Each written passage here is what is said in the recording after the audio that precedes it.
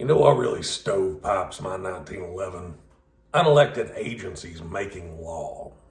Welcome back to the Gun Dungeon, guys. Today we're going to be talking a little bit more on Gun Dungeon Gab here about the brace law or rule. Ooh, I almost called it a law. It's not a law, it's a rule. As of today, when I'm filming this, January 31st, 2023, the rule has been submitted into the federal registry. So that means, as of today, you have 120 days to comply. Now, does that mean that this won't be challenged?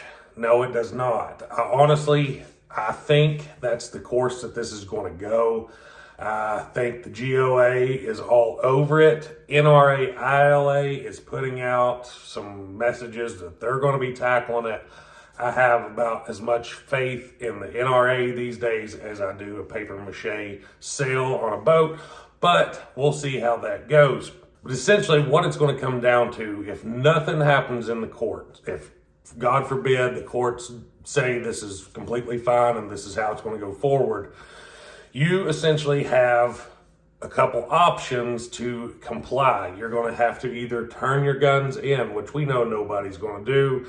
You're going to have to resort back to a pistol status, which cannot accept the brace. So that means for your AR-15s, that means you're going to have a smooth buffer tube.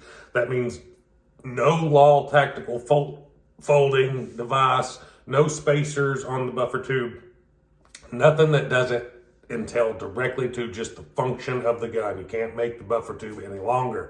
So it's going to have to go back to smooth buffer tube, or if it doesn't have a buffer tube, you can't have anything on the rear. So like my CZ Scorpion, I would just have to take the brace off, put the plain back cap back on, and call it good. And then it's a useless firearm pretty much. It's entirely impractical to use. But that's your options there on that, or you can register them as SBRs. And I do have an E-Forms profile, so I went through all the way up to the point to where it was asking me to add a firearm, serial number, submit fingerprints, all that. I went all the way through it up to there, and it's pretty simple as far as getting to that point. I don't know what it's like after that, because that's where I stopped. I wasn't about to give them anything. This was before today, so I was playing around with it about a week ago. I did go that far, and it seems pretty cut and dry. You have the option to do what they call the tax exempt option there, so you don't pay the $200 tax stamp. All right, so what I'm going to do, I'm probably just going to convert everything back to rifle length. That's probably what I'll do. I've seen a lot of people talking about mass non-compliance and they can't arrest us all. And yes, that's great. I support that 100%. In theory, that is awesome. But that's also having this fantasy that if we have mass non-compliance, they can't come for everybody. Well, they're not going to sweep across the nation trying to take everybody's braced pistols. That's not what's going to happen. What'll happen is they'll put this rule into effect, and then either you're going to put that gun in the closet or in the wall or hide it away, never to be seen again, in which case, good, they won in their eyes, or you're going to drag it out and get caught with it, and then you, at that moment in time, are going to go to jail, and you're going to face the penalties with a handful of others that are getting caught at that time. But eventually, through the course of years and years and years, you either get caught with it or it'll get phased out one way or another. It's not going to be an overnight, all right, it's the 121st day, we're coming for them, guys. That's not how it's going to be. They'll just let you get caught with it on your own time. So mass non-compliance, it's probably going to happen. I mean, I imagine there's going to be a lot of people not comply with this, and justly so in my opinion, but my opinion isn't law or rule. Just know that that's probably going to be the consequences. If you get caught with it, it's going to be a felony. It's going to be treated the same way as a machine gun or an SBR or a suppressor. So, I mean, if you're going to go to jail for it. Yeah, I'm probably just going to convert. I'm not going to do anything right now for once. Let's just make that clear. I don't think anybody should do anything right now. because I want to see how long it's going to take to get something in the courts. I know the GOA mentioned a few acts. One's like the Short Act, and I forget the name of the other one, but the Short Act would essentially make the tax stamps and registrations of the NFA completely moot anyways. That's a Hail Mary in my opinion, but go on GOA's website or their Facebook and take a look. They are proposing something like that, but both propositions are through Congress. In my opinion, I don't think we're going to get anything done through Congress because Congress is a lame duck right now.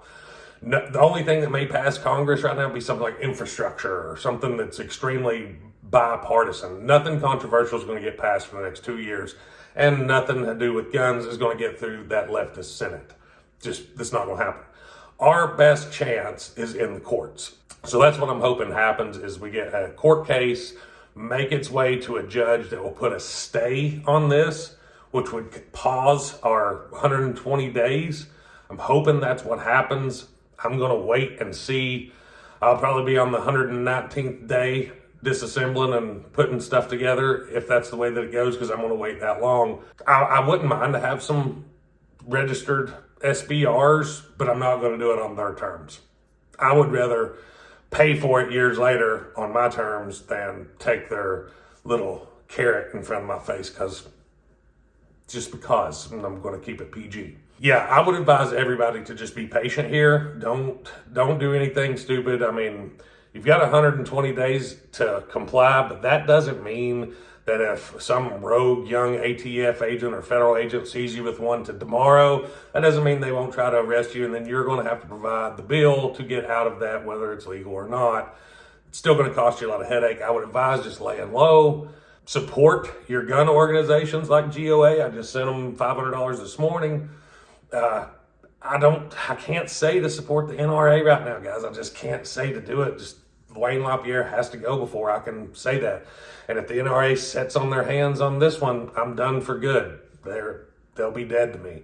We'll see how they do, but definitely support your gun organizations. GOA is a great organization to support. Call your representatives, call your senators. It's not going to do a whole lot of good, but at least we're going to get our voices heard.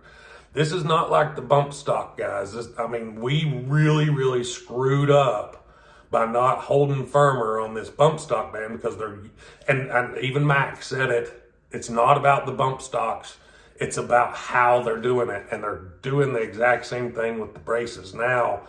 It's the same tactic that they used to get rid of the bump stocks. They got by with that, and now they're doing it again, even though the bump stock did kind of get overturned, but it's being appealed again. It's still a battle we shouldn't be fighting. Support the GOA. So call your legislators, call your senators, and be patient, guys. So that's what I got for you today, guys. I hope that it gives you a little bit of insight, maybe gives you some direction to go. Like I said, don't do anything that you don't want to do right now. Give it time, because something will happen. There will be something happen in the courts. How far it gets, I don't know, but there will be something. So that's, like I said, that's what I got for you. Let me know in the comments what you all think. I'm kind of sick to my stomach about it myself. So till next time, guys, stay tuned.